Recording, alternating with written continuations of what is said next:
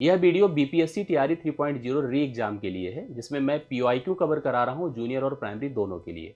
आज का सेशन यहाँ पर 6 to 8 अर्थात जूनियर के लिए है, जिसमें हम टीआरई 2.0 का जो कंप्लीट पेपर हुआ था उसके सेशन को हम कवर करने जा रहे हैं।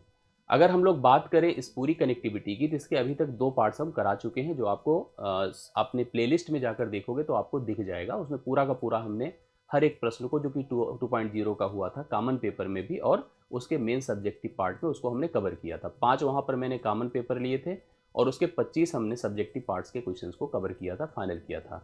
आज के इस पार्ट्स में हम लोग यहाँ पर पार्ट 3 की तरह इसको देख रहे हैं। टीआरई 2.0 कंप्लीट पेपर है 6 to 8 का, और कॉमन पेपर की इसकी पूरी कंप्लीट हम यहाँ एनालिसिस करते हैं और अच्छा एक्सप्लेनेशंस भी देते हैं आपको, जिससे कि चीज़ें समझ में आए और आगे होने वाली परीक्षा में आप अच्छा परफॉर्म कर सके। यही हमारा ऑब्जेक्टिव है।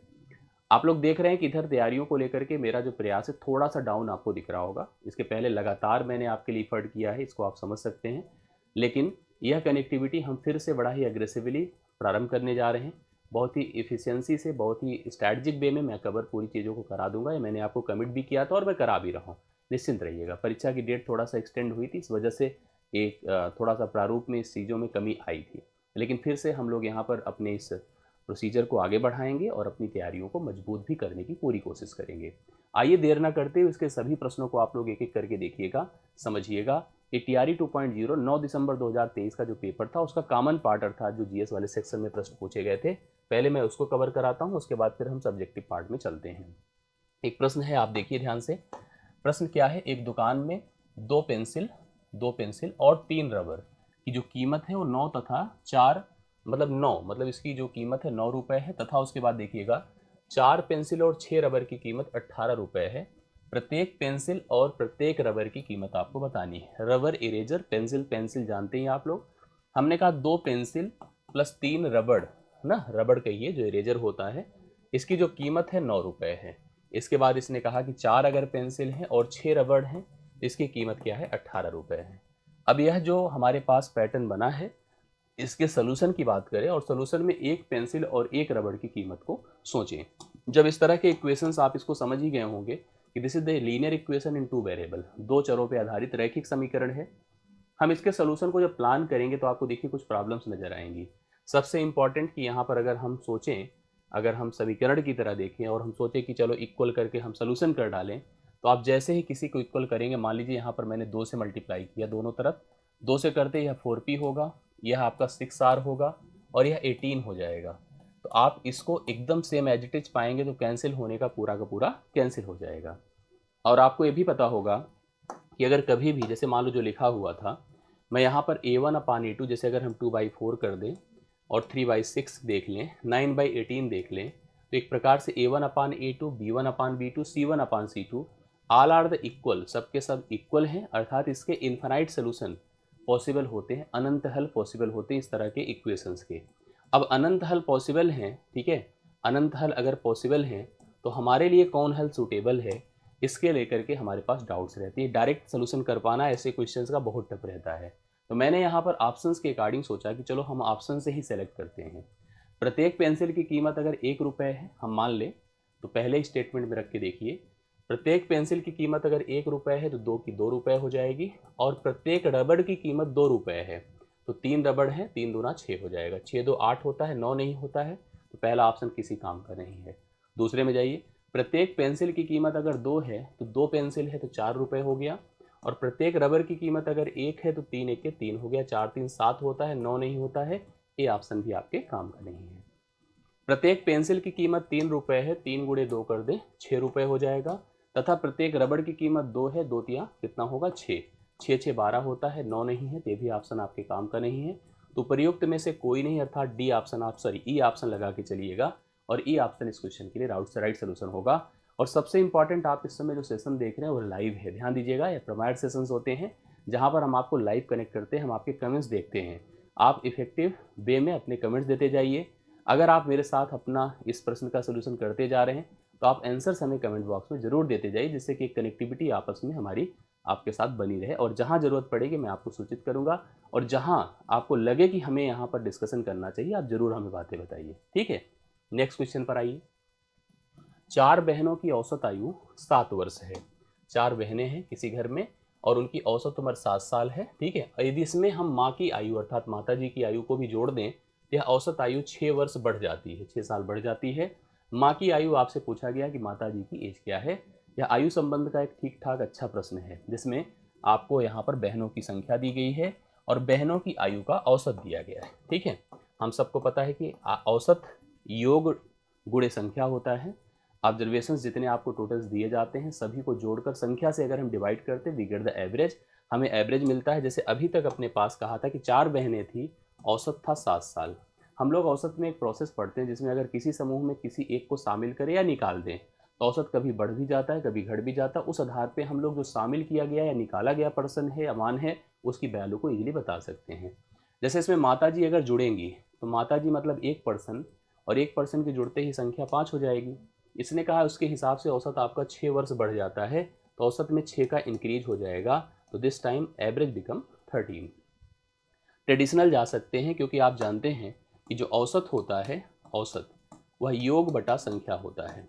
तो अगर कभी ज़रूरत पड़े तो योग मतलब अगर हम औसत को संख्या से मल्टीप्लाई कर दे वी गेट द योग आल्सो, हमें यहाँ पर जोड़ भी प्राप्त हो जाएगा। तो आप अगर चाहें तो इन दोनों का मल्टीप्लिकेशन करके सभी बहनों की उम्र 28 बता सकते हैं और जब माता जी भी ऐड हो गई 13 × 5 = 65 बता सकते हैं।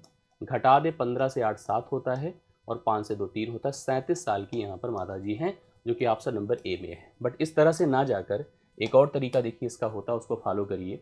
अगर हम पुराना औसत ले लें, ये पुरानी संख्या पुराना औसत, और नए औसत पर चले जाएं, सॉरी पुराना औसत ले लें नई संख्या के पास चले जाएं, जो इंक्रीज यहाँ पर हुआ इस इंक्रीज को इसके साथ लगा दें, यह 30 हो गया, 30 को इसमें जोड़ दें, 30 7 कितना होता है 37 हो गया। इस तरह से भी हम जो पर्सन शामिल हुआ उसकी उम्र को आराम से बता सकते हैं। ऑप्शन नंबर ए और आपके कमेंट्स भी हमें दिख रहे हैं, ऐसी बात नहीं है। 37 वर्ष इस प्रश्न का राइट सोल्यूशन होगा जो माता जी की आयु होगी। आई होप आपको समझ में आया होगा। नेक्स्ट क्वेश्चन पर आइएगा। प्रश्न क्या है ध्यान से देखिएगा। 121 वर्ग मीटर आधार क्षेत्रफल और 23 मीटर ऊंचाई वाले लंब प्रिज्म का आयतन क्या होगा। देखो सबसे पहली चीज़ प्रिज्म के बारे में दिमाग में रख लीजिए। प्रिज्म जैसे हम रूम पर, इस रूम में जिसमें हम पढ़ा रहे हैं आपको, यह रूम क्यूबाइड के शेप का है, घनाभ की आकृति का है क्योंकि इसकी फर्श है, फर्श में लंबाई होती है चौड़ाई होती है और इसकी दीवारें जो होती हैं वो छत से फर्श को ज्वाइन करती हैं तो वही ऊंचाई हाइट कहलाती है।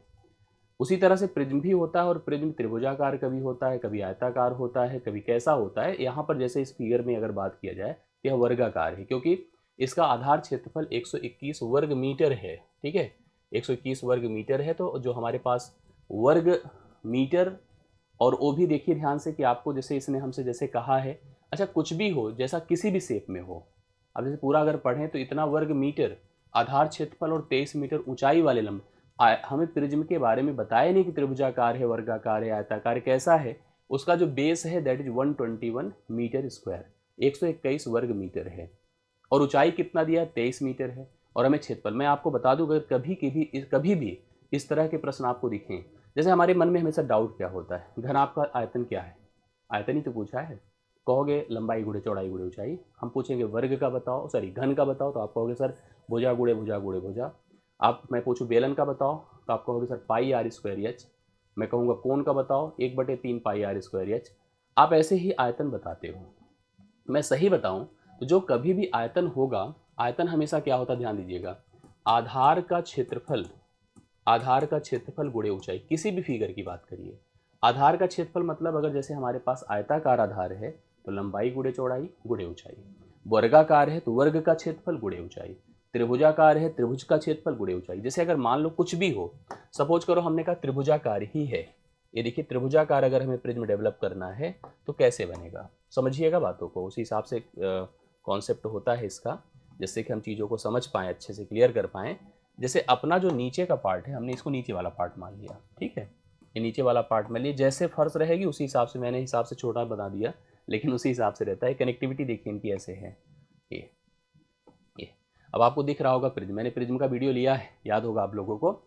तो आपको जो ब्लू कलर का यहाँ पर स्ट्रक्चर दिख रहा है ये वाला यही आपका बेस है और इसकी जो हाइट है, सॉरी इसका जो छत है एकदम सेम उसी तरह देखिए ये वाला पार्ट छत है। इसके लिए इसको ज्वाइन करने के लिए देखिए हाइट्स लगी हैं, ए लगी है, ए लगी है, ए लगी, ये सब हाइट है।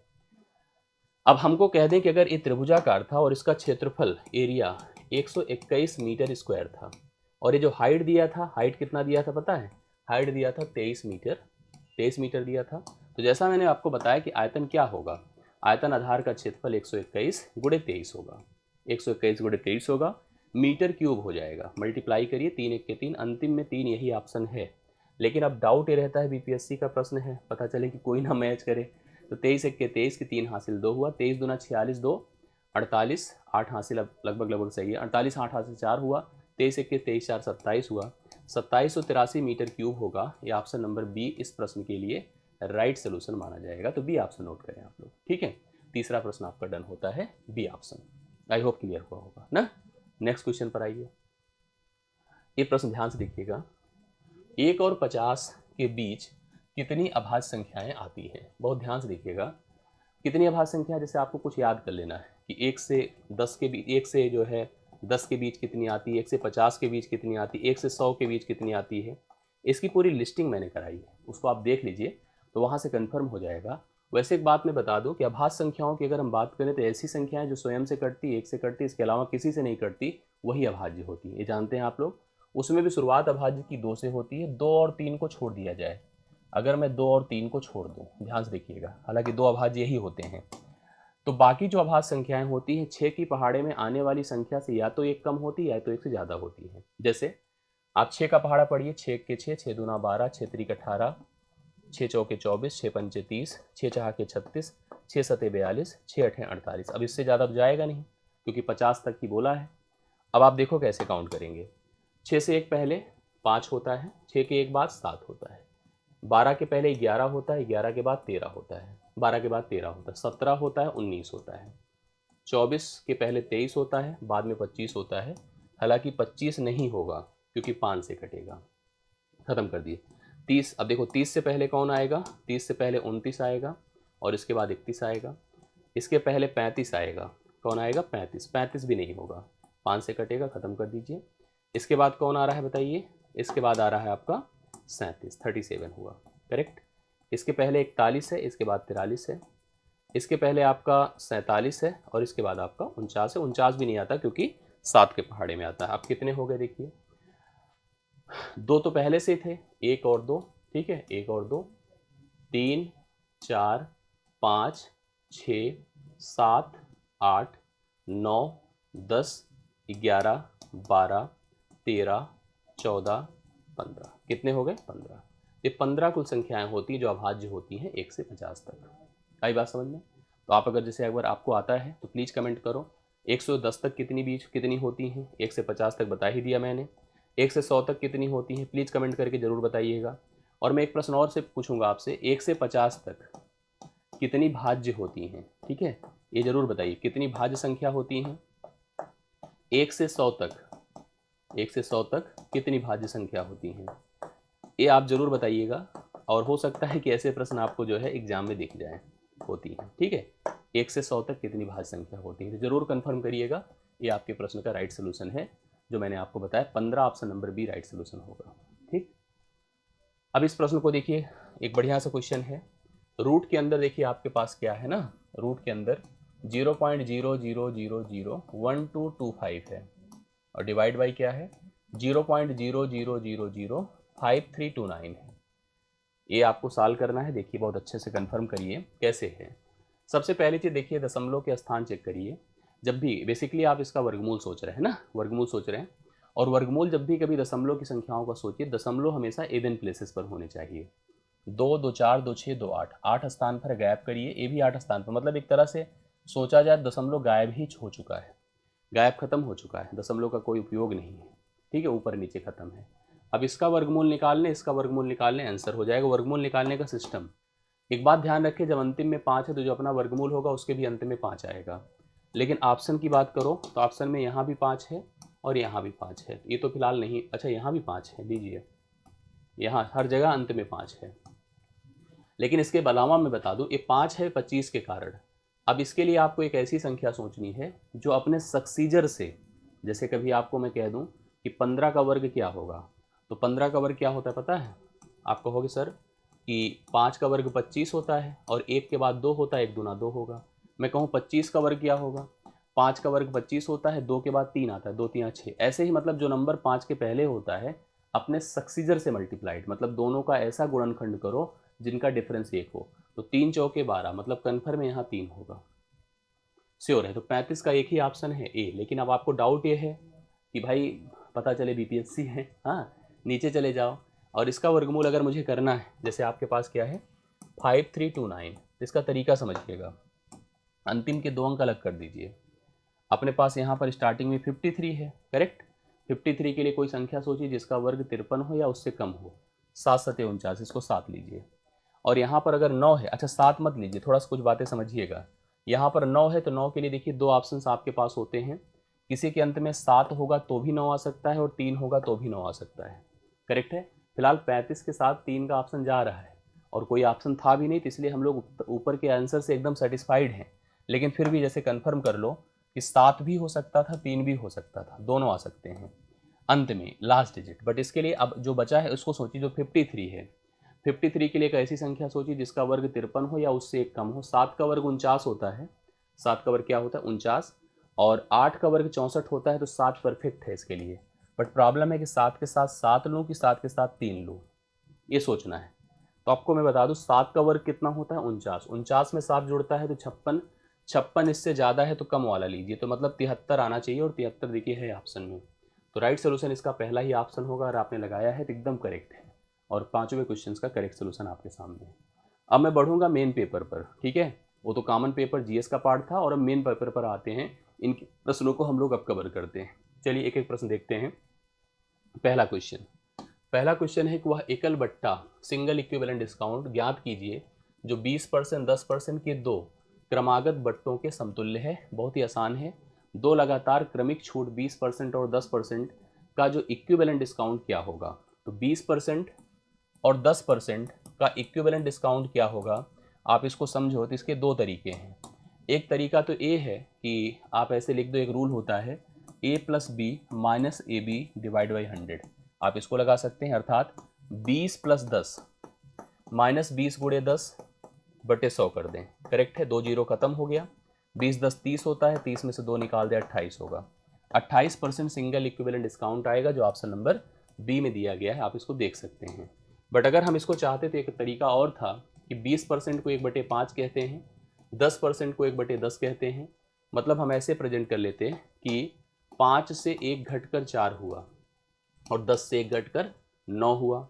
तो ऐसे 5 से 1 घटकर 4 हुआ, 10 से 1 घटकर 9 हुआ, तो 5 दहम में 50 हुआ, 9 चौके 36 हुआ। तो 50 से 36 होने का मतलब कितना कम, 14 कम। किससे कम, 50 से। तो 14 गुणे 100 बटे आप क्या कर दो 50, 50 दूना 100, 14 दूना 28। 28% की कमी है, जो ऑप्शन नंबर आपको बी में दिया गया है। राइट सोल्यूशन आपका बी ऑप्शन है, 28% इसका सही सम माना जाएगा, करेक्ट है। तो छठे प्रश्न का राइट सोल्यूशन आपने नोटिस कर लिया, देख लिया, जो बी ऑप्शन है 28% है। आप प्लीज नोट करें। नेक्स्ट क्वेश्चन पर आइए, देखिए अगला सम क्या है। एक निश्चित प्रयोग में जीवाणुओं की संख्या 2.5% की दर से प्रति घंटे की दर से बढ़ रही है। 2.5% प्रति घंटे की दर से बढ़ रही है। प्रारंभ में यह संख्या 5,12,000 थी, ठीक है। 2 घंटे बाद अंत में जीवाणुओं की संख्या क्या होगी, ये बताना है। जीवाणुओं की संख्या लगातार बढ़ रही है और कहा है कि 2.5% प्रति घंटे की दर से बढ़ रही है। 2.5%, 2.5% पर आवर इसकी दर से बढ़ रही है। तो आप इसको कैसे प्रेजेंट करोगे। 2.5% को हम क्या लिख सकते हैं, जैसे आप जानते हो कि 5% 1/20 होता है, तो 2.5 उसका आधा 1/40 होगा। श्योर है, इसमें कोई दिक्कत की बात नहीं है। नहीं तो ऐसे देखिए, दशमलव हटाएं, 1 जीरो आया, परसेंट हटाओ 2 जीरो आया। 25 1 के 25, 25 चौके 100, 1/40 आया कि नहीं, यस 1/40 आया। बढ़ रहा है ना, कैसे, देखिए ऐसे 40 में से 1 जुड़ेगा 41, और 2 घंटे की बात है, 2 घंटे बाद 2 बार लेना होगा। 40 से एक और बार 41, ये आया। अब चलिए देखिए ध्यान से, इसका पूरा जो अमाउंट होगा वो किसके इक्विवेलेंट या किसके इक्वल है, 51200000। इसका मान हम लोगों से पूछा गया है। और आप सोचो 40 का वर्ग 1600 होता है, ठीक है, और इसका वर्ग 1681 होता है, इसमें डाउट नहीं है, याद है इतना तो पता ही होगा। ये 0 2 खत्म हो गए, 16 से डिवाइड करें, 16 3 48, 16 दूना 32, 320 होगा, और इसका मल्टीप्लिकेशन इसके साथ कर दें। इसके साथ जब करेंगे अर्थात 1681 के साथ ना, 1681 के साथ और किसका 320 का। एक जीरो बढ़ा दें, एक जीरो बढ़ा दें, और जीरो बढ़ाने के बाद देखो जीरो तो सब में है, जीरो तो सब में है, बट सही ऑप्शन सही सोल्यूशन क्या होगा इसका कि आप इसका जो प्रोडक्ट करिए, जैसे अभी 32 से गुणा करेंगे एक प्रकार से, 32 एक के 32 की 2 हासिल 3 हुआ, 32 अट्ठे जाइए और यहाँ से कन्फर्म हो जाएगा। देखो अंत में 2 भी 2 बार दिया है, तो इसलिए एक स्टेप और जाना होगा। अब हमने 32 से गुणा 2 हासिल 3 किया, 32 अट्ठे कितना 8 दूना 16, 6 आया अंत में ना, और 6 3 9, तो अगर देखा जाए 9 भी है, यहाँ भी है, यहाँ भी है। अब अगले स्टेप पर जाएंगे तो क्लियर हो पाएगा, अभी नहीं कन्फर्म होगा। एक बार फिर से सोचिए, 32 अट्ठे कितना 8 दूना 16, 8 त्रिक 24, 24 एक 25, 256 होता है। 32 अट्ठे 256 होता है, श्योर है। 8 दूना 16, 8 त्रिक 24, 24 से 256 में अगर हमने 3 जोड़ दिया तो 259 25 हो गया। 32 छक्के लेकर जाइए, 6 दूना 12 होता है, 6 त्रिक 18 एक 19 होता है, और अपने पास 25 अगर इसमें जोड़ दे 5 2 7, 7 आएगा, तो 7 में यह ऑप्शन है। तो इसका मतलब यहाँ पर पहला ऑप्शन राइट सोल्यूशन हो जाएगा, जो कि 53 7 9 2 0 के बराबर है। और इस प्रश्न के लिए राइट सोल्यूशन है, आप सभी लोग इसको देख लीजिएगा। तो first option is the right solution. यहाँ पर जो करेक्ट आंसर आ रहा है, हमने जब पूरा प्रोडक्ट किया तो ये आपके सामने है। ठीक है, नेक्स्ट क्वेश्चन पर आ जाइए। क्या कहा है 8वां, एक मशीन है कि मूल्य में प्रतिवर्ष 20%, उसी तरह का प्रश्न है कि दर से ह्रास होता है, मतलब कमी होती है, अवमूल्यन जिसको कहते हैं, बेसिकली रिडक्शन कहते हैं। इसे 2 वर्ष पूर्व खरीदा गया था, 2 साल पहले इसको परचेज किया गया था। यदि इसकी वर्तमान कीमत 40,000 रुपये मतलब घट के हो गई है, तो कितने रुपए में इसे खरीदा गया था, स्टार्टिंग प्राइस इसकी क्या थी। 20% की दर से एकदम सेम उसी पैटर्न पर चलिए। 20% 1/5 होता है, इसका मतलब रिडक्शन देखिए ऐसे होगा, 5 से 1 घटकर 4 होगा, 5 से 1 घटकर 4 होगा, करेक्ट है। तो आप देख लीजिए, 5 से 1 घटकर 4 हुआ, 5 से 1 घटकर 4 हुआ, तो कुल मिला के अभी जो प्राइस हुई है वो 40,000 हो गई है। इसकी प्राइस हमको यहाँ की पता करनी है। देखिए कैसे हम लोग कन्फर्म कर पाएंगे। 4 चौके इसको 16 कर दें। अब यहाँ से इसको देखिए 5 पचे 25, अर्थात 16 का मान आपको दिया है और 25 का मान आपको निकालना है। तो 16 दूना कितना होता है 32, 5 8 0, 16 पंचे 80, 2500 हो गया। 2500 को 5 से गुणा करें, 25 से करें 625 होता है, 00 हो जाएगा। 62,500 इसका राइट सोल्यूशन है, जो कि आपको ऑप्शन नंबर ए में दिया है। उस मशीन का मूल्य स्टार्टिंग में 62,500 था, जो कि 20% की दर से लगातार घट करके कितना हो गया है, 40,000 रुपये हो गया है। इस प्रश्न के लिए राइट सोल्यूशन बन जाएगा। आशा करता हूँ समझ में आया होगा। कंफ्यूज हो तो प्लीज़ बताना, कहीं डाउट मन में हो तो ज़रूर आप बताइए, जिससे कि हम उस हिसाब से आपको एक्सप्लेन कर दें और कंफर्म कर दें। अब देखिए एक बढ़िया क्वेश्चन है, जो कि आपके ज्योमेट्री अर्थात ज्योमेट्री के क्वाड्रिलेटरल पार्ट से दिया है, चतुर्भुज से दिया है। और चतुर्भुज का ऐसा प्रश्न अक्सर कंफ्यूज भी करता है, चतुर्भुज की बेसिक सारी बातें कंफर्म हो। चतुर्भुज का शायद मैंने कोई वीडियो दिया, शायद क्या मैं श्योर हूँ दिया हूँ, आप एक बार देख लेना, तो वहाँ पर बहुत कुछ कंफर्म हो जाएगा। निम्नलिखित में से कौन सा कथन आवश्यक रूप से सत्य नहीं है, मतलब पूरी तरह से सत्य नहीं है। देखो कुछ चीज़ें होती सत्य होना कि चलो ठीक है, कुछ चीज़ें तो नहीं है, सत्य ही होना चाहिए, इसमें कोई और डाउट होना ही नहीं चाहिए, ये आपको समझना है। यदि किसी चतुर्भुज के विकर्ण जो उसके डायगोनल्स होते हैं एक दूसरे को समद्विभाजित करते हैं, तो वह समांतर चतुर्भुज होगा। ठीक है, अब आप सोचो, सबसे पहली बात, अगर मैंने कहा कि अगर कोई एक चतुर्भुज है, हाँ एक चतुर्भुज है, कोई भी किसी तरह का चतुर्भुज है, कि जो विकर्ण है एक दूसरे का समद्विभाजित करें, एक दूसरे को समद्विभाजित करें, तो वह समांतर चतुर्भुज ही होगा। इस बात को आप समझो। जैसे चतुर्भुज के विकर्ण बड़ा इंपॉर्टेंट रोल प्ले करते हैं। पहली चीज़ तो विकर्ण, जैसे पैरेललोग्राम का कॉन्सेप्ट क्या है, ठीक है, पैरेललोग्राम का कॉन्सेप्ट क्या है, समांतर चतुर्भुज में जो विकर्ण होते हैं वो एक दूसरे को बांट देते हैं, बराबर बराबर भागों में बांट देते हैं, ये सत्य है। वो खुद बराबर हो या नहीं हो, दैट इज डिफरेंट थिंग। तो यहाँ पर ये श्योर है कि अगर वह चतुर्भुज अपने पास जो भी दिया है कि अगर वह एक दूसरे को समद्विभाजित करता है तो वह समांतर चतुर्भुज होगा। जैसे अगर काइट देखो तो उसमें जो चतुर्भुज के विकर्ण होते हैं एक दूसरे को बांटते तो हैं, मतलब बांटते तो हैं, लेकिन बराबर बराबर नहीं बांट पाते हैं, समकोण पर काटते तो हैं, लेकिन जैसे काइट देखिए ऐसे बन जाती है। काइट में स्थिति होती है कि चतुर्भुज एक दूसरे को समकोण पर काटते हैं, लेकिन एक दूसरे, मतलब जैसे यहाँ पर यह इसके बराबर होता है बट यह इसके बराबर नहीं होता है, एक काइट की स्थिति होती है। लेकिन समांतर चतुर्भुज की प्रॉपर्टी से जितने भी चतुर्भुज के विकर्ण होंगे वो सारे के सारे विकर्ण एक दूसरे को समद्विभाजित करेंगे तो 100% वह समांतर चतुर्भुज होंगे। यह सत्य है, मतलब ये कन्फर्म है, इसमें कोई डाउट नहीं है। यदि किसी चतुर्भुज के विकर्ण बराबर हों, अगर विकर्ण इक्वल हैं तो वह आयत होगा, अगर इक्वल है तो वह आयत होगा। और एक बात सोचो कि अगर वह आयत होगा तो आयत जरूरी नहीं कि वर्ग होगा। जैसे आयत हो, अगर वह हम कह दें कि चलो वह वर्ग भी है, वर्ग में भी ऐसा होता है, थोड़ा सा यहाँ पर डाउट रहता है मन में कि जैसे हमने कहा कि हमारे पास एक आयत है, आयत और वर्ग में देखो सेम प्रॉपर्टी चलेगी। कैसे? थोड़ा सा यहाँ कॉन्सेप्ट समझिएगा। ये अपना अगर आयत है तो आयत के जो विकर्ण होते हैं ना, वो एक दूसरे को क्या करते हैं, विकर्ण उसके बराबर भी होते हैं। जैसे समांतर चतुर्भुज वैसा जरूरी नहीं, कंपलसरी नहीं है कि विकर्ण बराबर हो। यही तीन कंडीशन इन दोनों में फर्क होता है। जैसे अगर मैं यहाँ पर बोर्ड पे आपको बताऊँ, थोड़ा सा इसके बारे में आप जानिएगा। जो समांतर चतुर्भुज है, पैरेललोग्राम, पैरेललोग्राम यही मेजर डिफरेंस है। बहुत ज़्यादा कंफ्यूज हम लोग इस बात को लेकर होते हैं। जो समांतर चतुर्भुज देखिए क्या होता है, ये चतुर्भुज है, करेक्ट, ये चतुर्भुज है। इसके जो विकर्ण होते हैं वह एक दूसरे को समद्विभाजित तो करते हैं, बराबर करते हैं, त्रिभुज को दो बराबर भागों में बांट देते हैं, बट ऐसा जरूरी नहीं कि वो खुद बराबर हों। ठीक है, ये आपका समांतर चतुर्भुज की प्रॉपर्टी होती है। जैसे कि यह कन्फर्म है कि अगर इंटरसेक्शन ओ पर हो रहा है, यह ए बी सी और डी है, तो यह तय है कि a o is equal to o c है और b o is equal to o d है। बट ऐसा कोई कंपलसरी नहीं है कि a c is equal to b d, ये कोई कंपलसरी नहीं है, इसके लिए डाउट है। ठीक है, बट अगर यही चीज़ हम कह दें कि यही प्रॉपर्टी बढ़ते बढ़ते ऐसी हो जाए, कैसी हो जाए कि जो विकर्ण हो एक दूसरे को काटें, बराबर बराबर काटें और साथ साथ खुद भी बराबर हो, ए बी सी डी खुद भी बराबर हो। जैसे इंटरसेक्शन देखिए ये कन्फर्म है, a o is equal to o c है, b o is equal to o d है, बट ये भी कन्फर्म हो गया कि a c is equal to b d, मतलब यहाँ तय है कि विकर्ण बराबर होते हैं। ये सत्य है और होना चाहिए।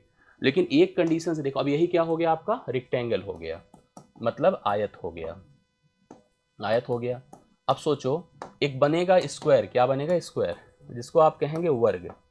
वर्ग में क्या होता है, सभी भुजाएं बराबर होती हैं, सभी भुजाएं क्या होती हैं, बराबर होती हैं। ये सब की सब ऑल आर द इक्वल। अब विकर्ण की बात करो, देखो क्या होता है, विकर्ण भी बराबर होते हैं, लेकिन एक और बहुत बड़ी बात होती है कि विकर्ण एक दूसरे को समकोण पर, जैसे ए इसके बराबर होगा, ए इसके बराबर होगा, और विकर्ण अगर सोचो तो ए बी सी डी है, ये तय है कि ए सी बराबर बी डी होगा, ये भी कन्फर्म है। लेकिन इसके साथ साथ जैसा मैंने बताया कि यह समकोण पर समद्विभाजित करते हैं, इनके बीच का फर्क होता है। अब जैसे हम जो प्रश्न पढ़ रहे हैं उसमें थोड़ा सा इन सब चीज़ों का रोल दिखेगा। यदि किसी चतुर्भुज के विकर्ण बराबर हैं तो वह आयत तो होगा, हाँ वह आयत होगा, ऐसा कोई कंपलसरी नहीं है। ठीक है, एक ऐसा कोई कंपलसरी नहीं है। अब मेरी बात को समझोगे, वह वर्ग भी तो हो सकता है, वह समचतुर्भुज भी तो हो सकता है। ठीक है, ऐसा कोई कंपलसरी नहीं है।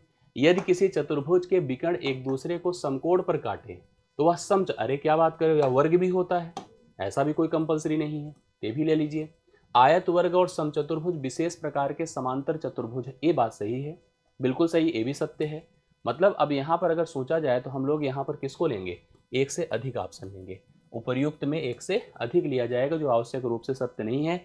सत्य होना और आवश्यक रूप से सत्य होने में फर्क होता है, इसलिए बहुत ध्यान से इस बात को समझिएगा। एक से अधिक ऑप्शन है जो आवश्यक रूप से सत्य नहीं है। क्वाड्रिलेटरल को डिटेल पढ़िए आप लोग, ठीक। चलिए यह प्रश्न डन होता है। 10वें पर आइएगा।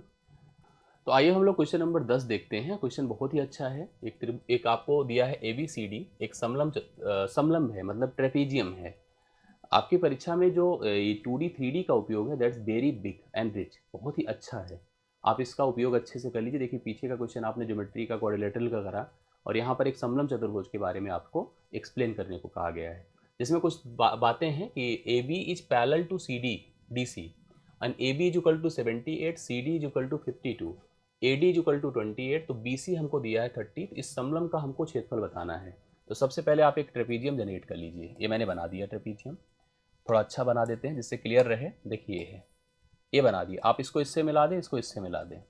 ये आपका ट्रेपीजियम है। उस ट्रेपीजियम में देखिए जो जो डेटा दिया, जैसे अपने को देखना है कि AB समांतर है CD के, मतलब ऊपर नीचे में एक AB होगा, दूसरा CD। AB दिया है 78 और CD कितना दिया है बताएं, 52। अगर हम इसको AB कर दें, इसको CD, AB कितना दिया है 78 और इसको कितना दिया है 52, करेक्ट है। ये लेंथ आपका 52 है, ये आपका 78 है। इसमें कोई डाउट है किसी को? नहीं। आगे देखिएगा क्या दिया है। इसके बाद जो नॉन पैरेलल साइड्स हैं उसमें AD दिया है 28 और BC दिया है 30, करेक्ट है। अब हमसे कहा इस समलंब का क्षेत्रफल आपको बताना है, इसका ट्रेपीजियम का एरिया। दरअसल ट्रेपीजियम का एरिया अगर आपको पता होगा, ये होता है 1/2 सम ऑफ द पैरेलल साइड, क्योंकि यह इसके पैरेलल है। अगर मान लो पैरेलल ए बी है और सी डी है तो a b plus c d गुणे उनके बीच की दूरी होती है। अगर ये डिस्टेंस हमको पता होती तो अगर हम इस फार्मूले का, हालांकि देखो ए क्लियर है, ए क्लियर है, बस डी ही नहीं पता है, डिस्टेंस दोनों पैरेलल्स के बीच नहीं पता है। अगर ये पता होता तो कोई दिक्कत नहीं थी। और दूसरी बात, इसको पता भी करना तब आसान होता जब ये दोनों इक्वल होते, मतलब आइसोसेलेस ट्रेपेजियम होता, बट ये आइसोसेलेस भी नहीं है, तो कुछ तो दिमाग लगाएंगे, ऐसे छोड़ेंगे नहीं, करना तो है ही है। एक बात आपको पता है, यह इसके पैरेलल है, ये तय है। अगर हम इसके पैरेलल यहाँ पर भी एक ऐसे लाइन डेवलप कर दें इसके पैरेलल, तो आपको कंफर्म हो गया। और यहाँ पर लाकर इसको सपोज कर ई पर मिला दें, तो मैं आपको एक बात बता दूं, ये जो फिगर बना ए ई सी डी एक पैरेललोग्राम हो गया। इससे फ़ायदा ये होगा कि अगर यह पूरी लेंथ 78 थी और यह 52 थी तो यह भी 52 होगी यहाँ से यहाँ तक। और अगर हम 52 निकाल दें तो 8 से 2 6 होता है और 7 से 5 2 26 हो जाएगा ए लेंथ। और सबसे इम्पॉर्टेंट, अगर आपने इसको पैरेलल इसके सोचा है, यह 20 है तो यह भी 20 होगा। अब ये आपके पास एक ट्रायंगल है, और ट्रायंगल क्या है पता है? ट्रायंगल है सी ई बी, ट्रायंगल है सी ई बी। आप इसको समझ रहे हो कैसा ट्रायंगल है? यह ए आपका स्क्लीन ट्रायंगल है, विषम बाहु त्रिभुज है। इसमें हमको इसका पहले एरिया निकालना है। हमारा ऑब्जेक्टिव दरअसल एरिया भी नहीं है, हमारा ऑब्जेक्टिव है ए हाइट। और ये तभी पॉसिबल हो पाएगा जब हमको बेस पता है और एरिया आप मुझे बता दो, तो मैं तुरंत 1/2 बेस इंटू हाइट से एरिया निकाल दूँ, उसकी हाइट निकाल दूँ, और ये जो हाइट निकलेगा यही हाइट ए बी होगा, और हम तुरंत ट्रेपेजियम का एरिया कर सकते हैं। लेकिन इसके लिए पहले तो आपको इस त्रिभुज का क्षेत्रफल सोचना है। और त्रिभुज का क्षेत्रफल जो आपने त्रिभुज डेवलप किया है, ये वाला देख रहे हो आप लोग, ये वाला त्रिभुज, इसमें तीनों भुजाएं 28, 30 और 26 दी गई हैं। तो हीरोन्स फार्मूला ही इसके लिए परफेक्ट है, और उसका एरिया इस फार्मूले पर वर्क करेगा। Under root s s minus a, s minus b और s minus c, s minus c correct है, इस फार्मूले पर काम करेगा। इसके लिए आपको पता होना चाहिए कि यस क्या होता है। यस जो होता है a plus b plus c divide by 2 होता है। सभी भुजाओं का जोड़ बटा 2 होता है, मतलब अर्ध परिमाप होता है। तो आपको भुजाएं दी हैं 28, 30 और 26। 28, 30, 26 डिवाइड बाई आप 2 कर दो तो 20, 20, 40, 30, 70, 8, 78, 6, 84 बटे 2 कर दें, 2 चौके 8, 2 दूना 4, 42 हो गया। करेक्ट है, 42 हो गया। यस की वैल्यू 42 है। आइए थोड़ा सा इधर अंडर रूट देखो हम कैसे करेंगे। इसकी जगह लिखें 42, और 42 से हम ए घटाएं 28, 42 से 28 घटाएं तो 12 से 8 कितना होता है 4, और 3 से 2 1, 14 हो गया। ठीक है, कितना हो गया 14। इसके बाद 42 से 26 घटाएं, तो 42 से 26 अगर हम लोग घटाएंगे तो कितना हो जाएगा? 42, 12 से 6 आपका 6 हो गया, और 3 से 2 16 हो गया। करेक्ट है। इसके बाद 42 से 30 घटाएं तो 12 हो गया। अब ये टर्म्स है जिनका हमें स्क्वायर रूट सोचना है, वर्गमूल। वर्गमूल के लिए क्या इनका गुणा करना है? नहीं भाई, इनका वर्गमूल निकालो तो गुणनखंड करो। तो अभी देखिए, जब इसका वर्गमूल करेंगे तो हमें गुणनखंड करना है, गुणा नहीं करना है। तो आप एक एक करके इसका करिए। उसमें भी आप एक चीज़ सोचो, जो 16 है इसका वर्गमूल सीधा सीधा 4 होता है, इसको कहीं बाहर निकाल के अभी से रख लीजिए। अब इसका जब सोल्यूशन करेंगे देखिए क्या होगा, थोड़ा सा फैक्टराइज कर लीजिए। बाकी 16 को दिमाग से निकालिए, क्योंकि 4 इसका वर्गमूल होता है। 2 तियाँ 6 सते 42, करेक्ट है। इसको हम 2 गुणे 7 कहेंगे 14 को, और 12 को 2 दूना 4 तियाँ 12 होता है। 2 दूना 4 तियाँ कितना होता है? 12 होता है। अब आप लोग पेयर बनाना शुरू करिए, देखिए कैसे कैसे सेट होगा। भाई 2 2 का जोड़ा बनता है तभी वर्गमूल आता है। 2 2 का 1 2 निकाला, 2 2 का 1 2 निकाला, करेक्ट है। 3 3 का 1 3 निकाला, 7 7 का 1 7 निकाला, और 7 7 अगर आप सोचो तो वहाँ पर एक टर्म आपके पास बचा है जो कितना है? 4 है, तो 4 भी रख दिया। तो 2 दूना 4 तियाँ 12 सते 84। अब देखो इसको हम प्रोडक्ट कर लें, या हम मान लें कि यही एरिया है, बट अपने को इस एरिया से बहुत फायदा नहीं होने वाला है। अपने को फायदा तब होगा जब हमको ये हाइट पता चलेगी। और क्योंकि यह त्रिभुज का क्षेत्रफल है, तो त्रिभुज का क्षेत्रफल एक और होता है जो कि होता है 1/2 बेस इंटू हाइट। ये होता है कि नहीं? बिल्कुल। और इस समय हम बेस को क्या रखेंगे पता है? बेस को ये रखेंगे, क्योंकि अपने को ये हाइट चाहिए जो कि इस ट्रेपेजियम की हाइट होगी, मतलब समांतर भुजाओं के बीच की दूरी होगी। तो अपने को इस बेस की जगह क्या रख देना चाहिए? बेस की जगह सिंपल सा आपको क्या रख देना चाहिए पता है? 26 रख देना चाहिए। अब इसको जो कैंसिल हो, जैसे 2 से इसको काट दें, 2 से 13 बार होता है। अब यहाँ पर 2 चला आ जाएगा, मल्टीप्लाई होगा, ये 2 जो ए है, और 13 30 नीचे चला आएगा। 2 चौके 8, 8 सते 56 गुणे 3 है, और 56 गुणे 3 है, और इधर से 2 और मंगा लीजिए और नीचे 13 कर दीजिए। ये आपके पास हो जाएगा 3 दूना 6, 6 4 के 36, 6 पंचे 30, 30 3 33 बटे कितना हो जाएगा? 13। ये आपके पास 336 बटे कितना हो गया? 13। या तो डायरेक्टली जैसे बना है उसी हिसाब से रहने दीजिए, तब भी आपके पास करेक्ट सोल्यूशन यह बनता रहेगा, इसमें कोई दिक्कत की बात नहीं है। 336 बटे कितना हो गया 13। एक बार फिर से देख लीजिए, अगर कहीं डाउट हो तो आप कंफर्म कर लो।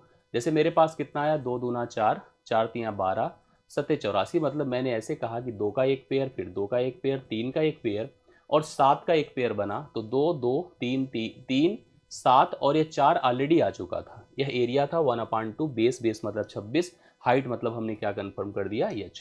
अब हम लोग को क्या निकालना है, सबसे पहले हाइट कैलकुलेट करना है। तो आप एक काम कर सकते थे, यहीं से भी डायरेक्टली डिवाइड कर सकते थे। इसकी यहाँ तक जाने से पहले देखो एक काम ऐसे ही कर लेते तो मुझे लगता है ज़्यादा अच्छा रहता, और इन सब चीज़ों को जितना अच्छे से कर लो उतना ही बेहतर होगा। मतलब आपको एक काम करना था कि यहाँ पर देखो ये 4 तो रहने दीजिए, 2 से डायरेक्टली इसी को कैंसिल करते, इधर हमको कुछ करना ही नहीं होता ताम झाम, इधर जैसा था इस 2 को ऐसे बने रहने देता देता तो सीधा सीधा हो जाता। 4 चौके 16, 16 गुड़े 3 गुड़े 7, 16 तियाँ 48 होता है, 48 गुड़े 7 हो जाता। देखिए 4 चौके 16, 16 तियाँ 48, 48 गुड़े 7 होता, बटे अपने पास 13 होता। ये आपका हाइट हो जाता। 48 गुड़े 7 बटे 13, यह क्या हो जाती, इसकी हाइट हो जाती। करेक्ट है। तो अभी आपको हाइट कितनी मिल गई, 48 गुड़े 7 बटे 13, एकदम एग्जैक्ट है। और यह क्या है, इस ट्रेपीजियम की हाइट है। That means it is the distance between the 2 parallel side. अब जो एरिया देखिए ऊपर जो आपने फार्मूला लिखा है उसका सूत्र अप्लाई करिए, 1/2 सम ऑफ द पैरेलल साइड, हम लिख दो 78 प्लस 52 गुड़े उनके बीच की दूरी, दूरी कितना है अपने पास 48 गुड़े 7 बटे 13 है। अब इसका सोल्यूशन कर डालिए, आपको आंसर मिल जाएगा। ये सबसे अच्छा क्वेश्चन था, बड़ा कंफ्यूजन क्रिएट किया था लोगों को। 13 से इसको डिवाइड कर दें, 78 और 52 130 होता है, 10 बार जाएगा, 2 से इसको डिवाइड करें 5 हो गया। अभी अपने पास 5 अठे 40, 5 चौके 20, 5 अठे 40, 5 चौके 20, 20 4 24, 240 हो गया। गुड़े 7 कर दें, शून्य हो गया, 7 चौके 28, 7 दूना 14 तो 16, 1680 यहाँ पर आएगा, जो कि ऑप्शन नंबर सी में दिया गया है। यह एक शानदार सा क्वेश्चन था जिसको आप लोग अच्छे से तैयार कर लें। आशा करता हूँ यह क्वेश्चन भी आपको क्लियर समझ में आया होगा। ये हो गया हम लोग का 10वां क्वेश्चन। अब हम लोग बढ़ते आते 11वें पर। इस क्वेश्चन को देखा जाए, एक संचितालय, संचितालय आर्ची बोला जाता है अंग्रेजी में, की धारिता मतलब कैपेसिटी 108 घन मीटर है। घन मीटर, 1 मीटर क्यूब, ये ऐसे 1 मीटर क्यूब, ऐसे 108 मीटर क्यूब बोला है। और आप ध्यान दो कि 1 मीटर क्यूब जो होता है वह 1000 लीटर होता है, इसको जरूर समझिएगा। एक संचितालय की जो धारिता है 108 घन मीटर है, मतलब 108 अगर घन मीटर है तो उसके आगे 3 जीरो मल्टीप्लाई कर दे तो उतना लीटर है।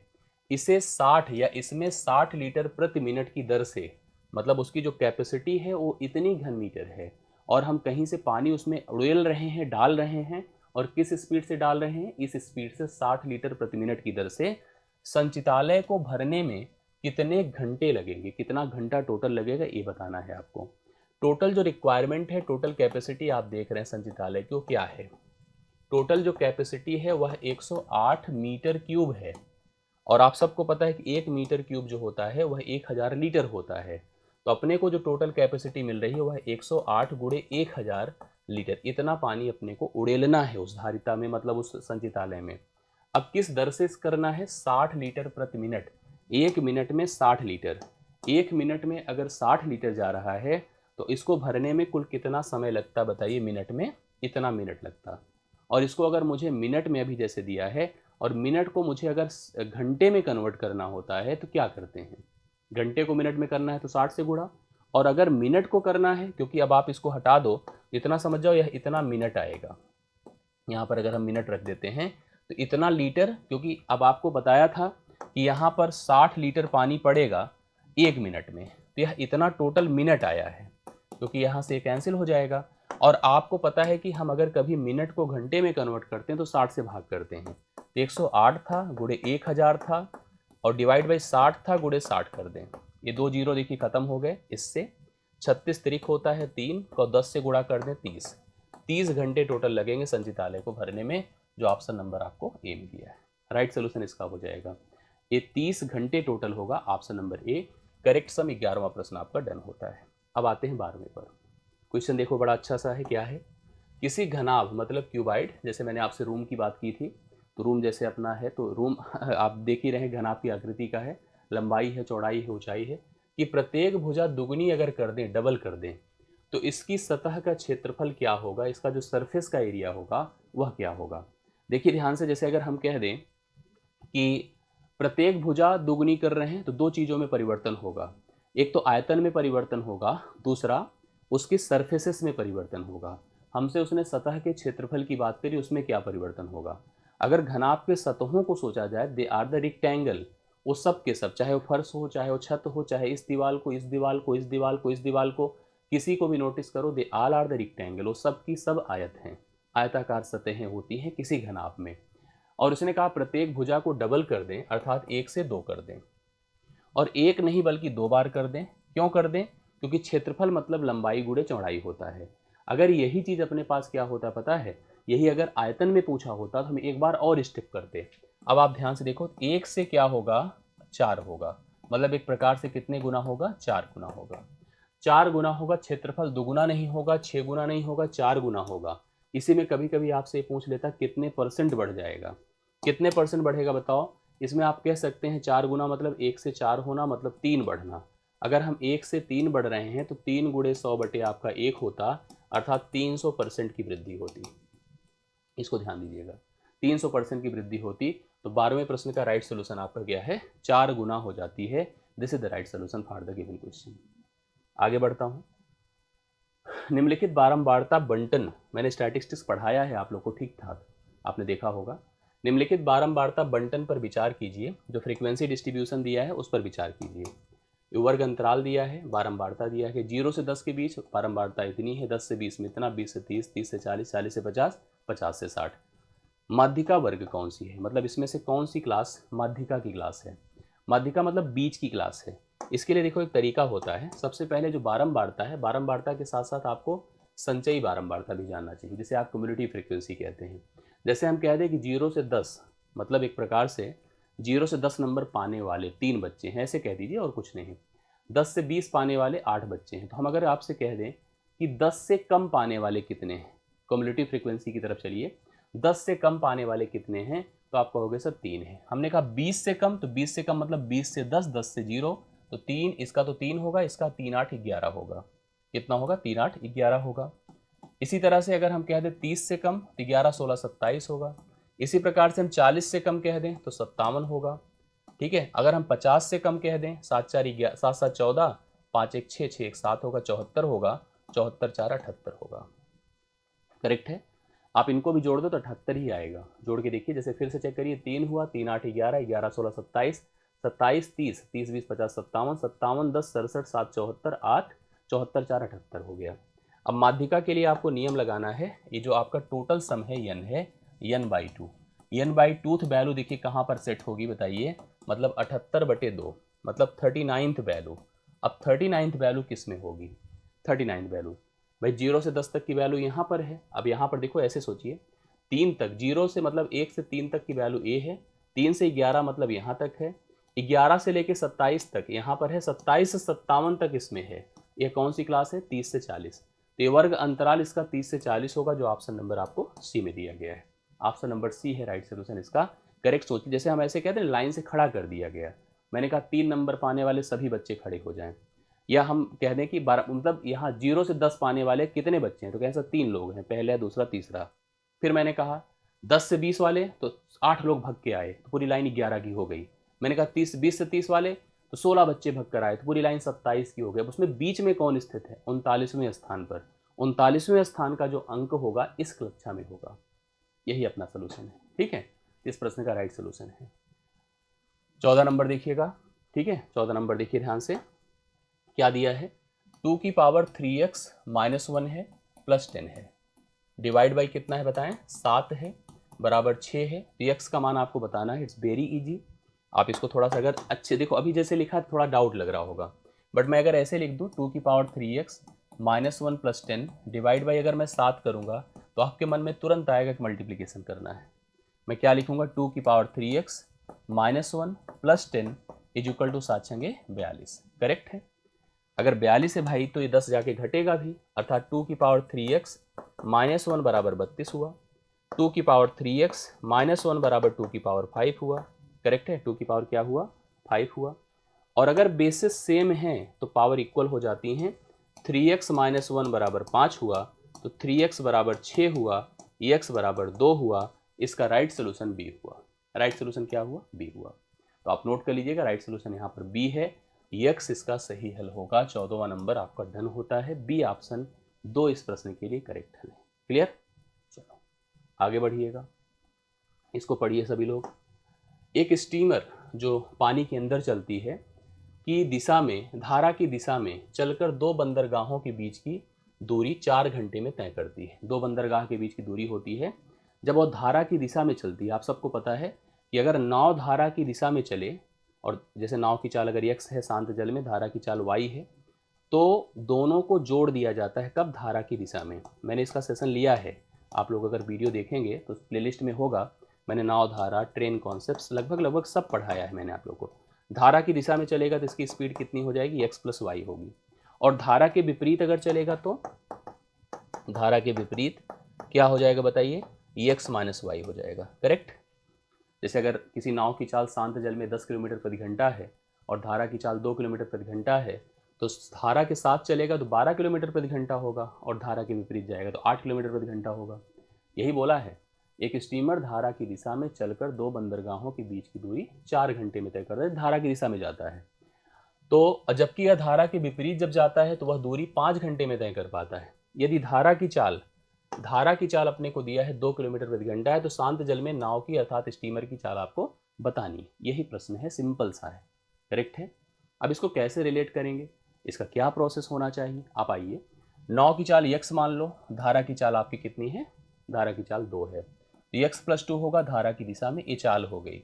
और x माइनस 2 होगा धारा के विपरीत जो चाल ही है। ये धारा की दिशा की चाल है पहले वाली, और ये धारा के विपरीत की चाल है।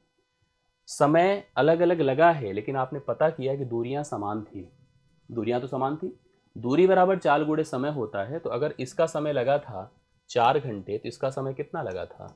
इसका समय लगा था 5 घंटे। आप तुलना भी कर सकते थे, लेकिन ऐसे भी कर लो, कोई ऐसी बात नहीं।